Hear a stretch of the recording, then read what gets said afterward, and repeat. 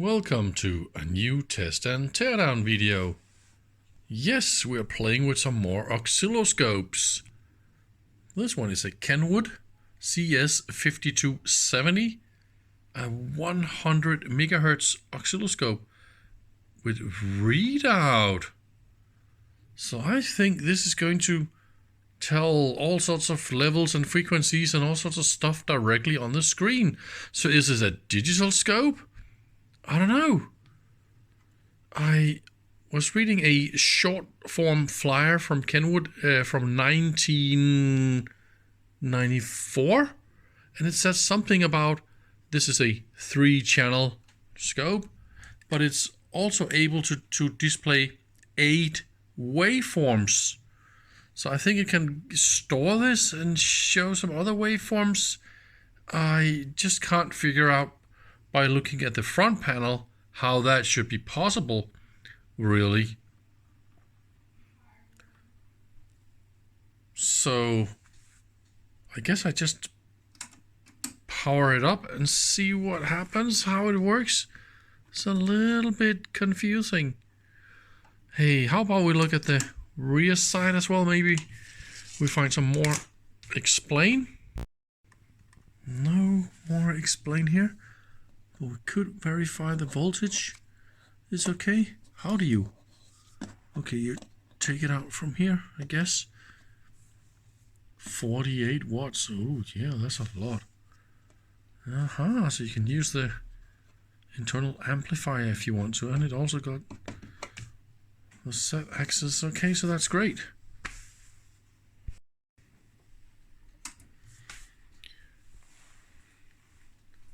It actually powers up quite fast, this scope. Look at that. I haven't yet figured out how this 8 waveform kind of mode or stuff should work. But yeah, I can do channel. So, oh, look at this. If I don't select any channels, yeah, I get channel 1 and it shows channel 1, and it also shows the setting. Look at that. So this is clearly an analog scope. And we just need to massage the switch a little bit and then it will be perfectly fine. So if I select channel 2, it will of course be in channel 2. And it's also, look at that one, shows I inverted channel 2. So I really like that. Shows also the time base. So you always know what time it is. Perfectly fine. So channel 1 and channel 2 at the same time. Aren't you just impressed? And add is another waveform. Look at that. So if I move channel 1, or if I move channel 2, I like it. If I turn on channel 3, so that's actually 4 waveforms on the screen at the same time, right? And then here's my channel 3, perfectly fine. I'm sorry if this okay, blinks a little bit. Something to do with the shutter times. So far so good. Let's just look at channel 1 and channel 2. Then we got this really nice cursor system. So this is a voltage cursor or time cursor, and it's only about 1% off, I guess. As you can see here, if I put this on the top and that one on the top, oops, 2% error. Maybe I could fix this when we open it, if it's easy to find that time base setting. But so far it's a really, really nice scope with digital readout and cursor readouts and all that kind of stuff. And there's plenty of brightness and focus, and all that is super good. You can even adjust the individual brightness. Oh, we got illumination down there, yay. Oh, look at that, super, super nice. Oh yeah, chop and alternating modes as well. And that works really, really good as well. Of course not. If you go fast, then job mode is not good, then you go alternating. See? Yeah, and everything here is perfectly normal. All the normal stuff we know. Single, la la la la la. Yeah. There's not a lot to say about all that. Okay, we got the A/B time bases and stuff like that. Okay. Oh yeah, alternating time bases. Oh, that is some crazy stuff.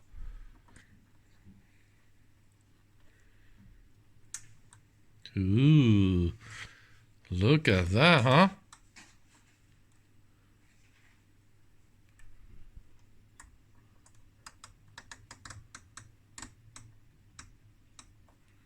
Then it is probably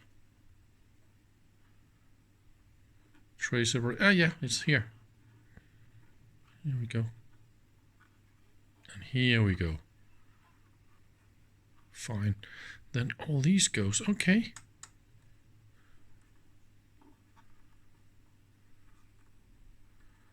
I kind of like that.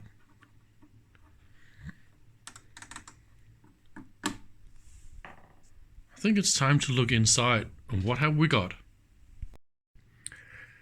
So now we are inside this fantastic scope, and it is really beautiful. But I'm a little bit, I don't know if I like all this dingly dangly little wire stuff here. This is not so good. Certainly not high speed friendly with all this. And it is a single layer PCB. But of course you will see quite a lot of jumpers and wires and all that kind of stuff. This is very normal for a single layer solution. I see some thick film circuits, all the black circuits like that, and there's another one here. And here we go again with quite a lot of thick film circuits and special ICs. Some PCBs standing up like that.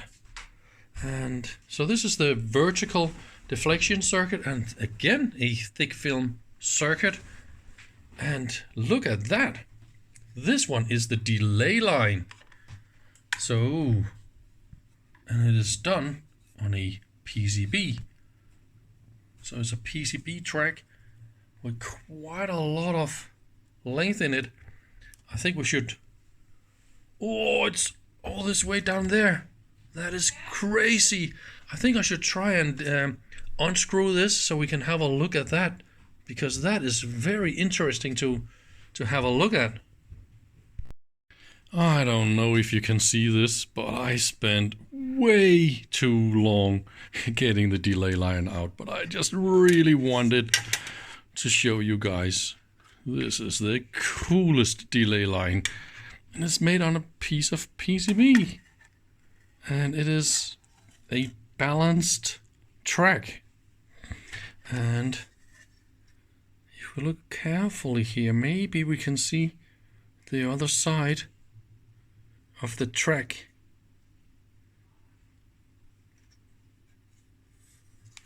Let's look in here, see? So that is the other side.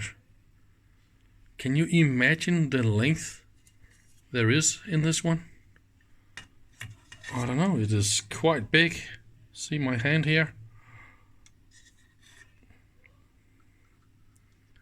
It's really, really beautiful.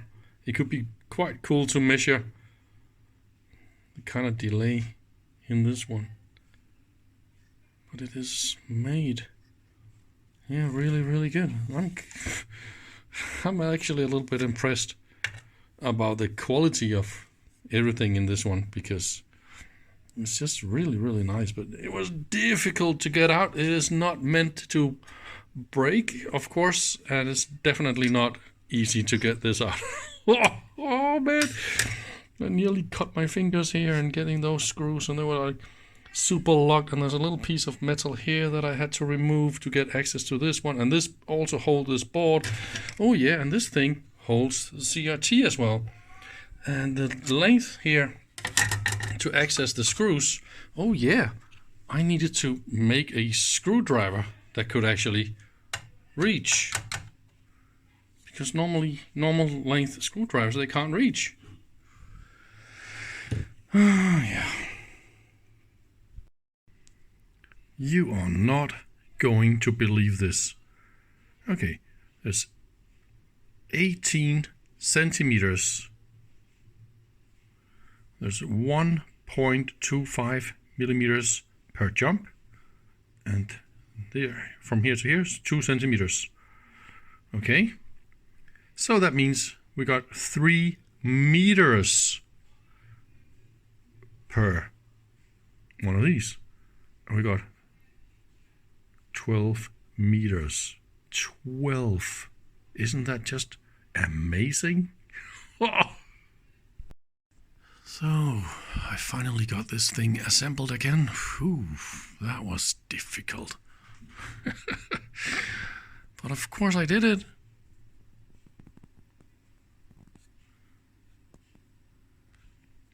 Oh yeah, by the way, this is of course the processor or the readout display board. See, we got a big fancy microcontroller of some sort here. I actually don't know exactly what type that is. And there's another board. Let's see if I can get some light in. Yes, there's another board full of stuff. Probably, no, not even. Yeah, that will be switches and pots and whatnot. Yeah. Normally I find date codes, or at least a year stamp on CRTs, but that was not the case with this one. Or it is in some sort of a coded format. I kind of don't understand the codes for that. But it must be 90 something. This was announced in 1994, right? Magazine. So yeah, I don't think I want to show so much more from this. See this extra decoupling capacitor on the power supply, and those flying resistors. It actually looks like they wanted it to be like that, because you can see on the silk screen they are kind of there.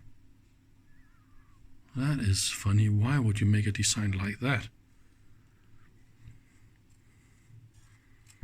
Yeah, I better assemble this and play a little bit more with this.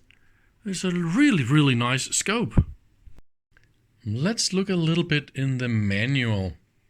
It says something about the trigger and the different channels, and it will be able to go into a thing called vertical mode with the trigger source. And in vertical mode, it will keep all the different curves completely stable on the screen, even if they're different frequencies or free running or not synchronized in any way from different external sources. So this is of course something I wanted to challenge. Is this really true or bogus? Look at that. I am now in vertical mode.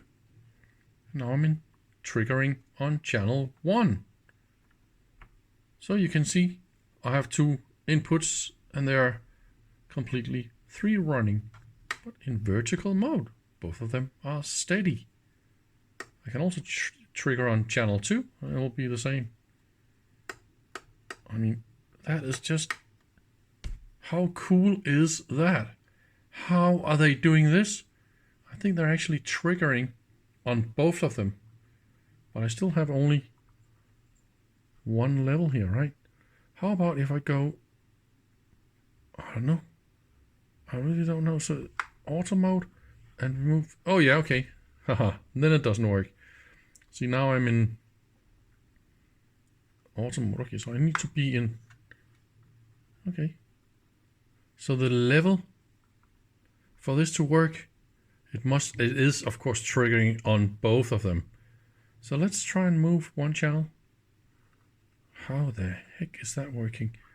What if I do make this? Yeah, you see? That is what happens. So it is somehow figuring out how to auto trigger level. That is amazing. How can that work? This is just the most amazing trigger. What? Look what I can do here. But if I go in channel 1, see? This is my trigger, and if I move it,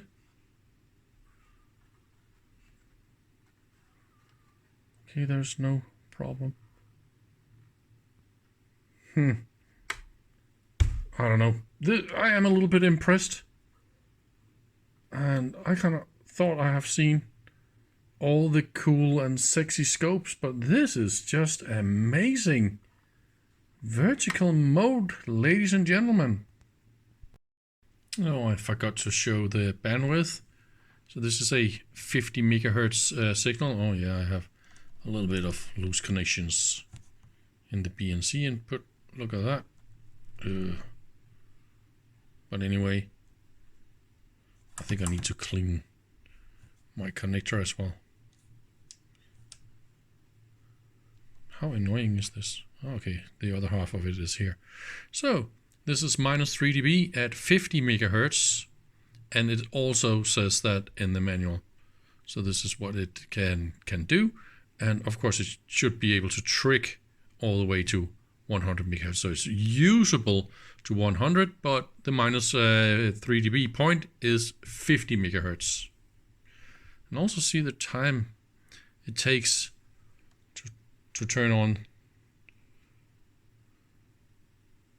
the sweep here, right?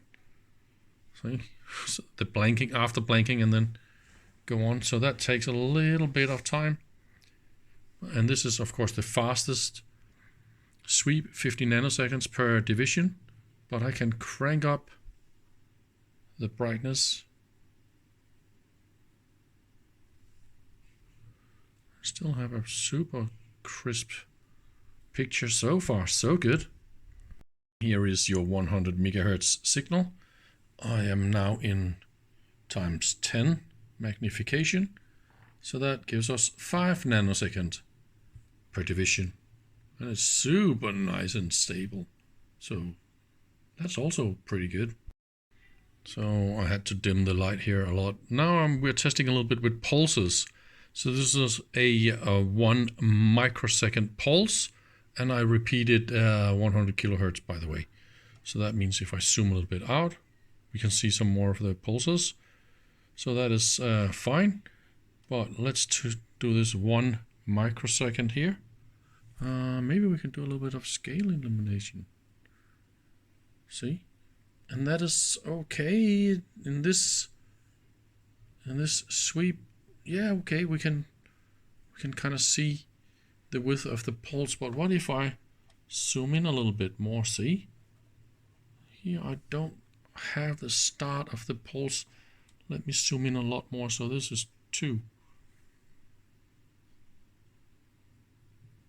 So it should have been here, right? See? There is something about this delay line. It is not long enough. But it's 12 meters long, but it should have been a few more meters, right? To capture this. Or the triggering is just a little bit too slow to actually do this. So that is funny. I'm not in vertical mode. No, I am in no, yeah, I am in all the, there's no other modes, or there isn't any things I can do to make this faster. It just don't capture the start here very accurately. So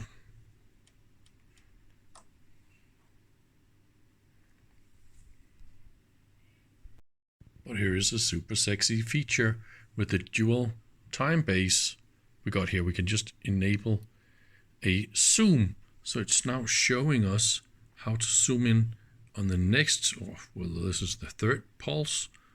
But look now, this is exactly the right time. Now I got my microsecond and I can easily measure it. Also super fine adjusted. I can also, no, I can't enable cursors. Aha, that is funny. So, oh, cursors don't work in dual sweep. Okay, and here we go. No, they don't. So now it's showing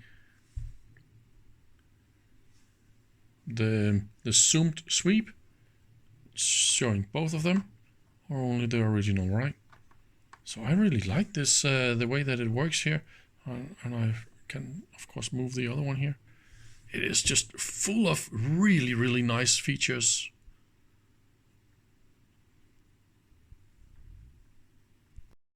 So I think that was all I wanted to show you guys. Have a nice day. Please come back soon.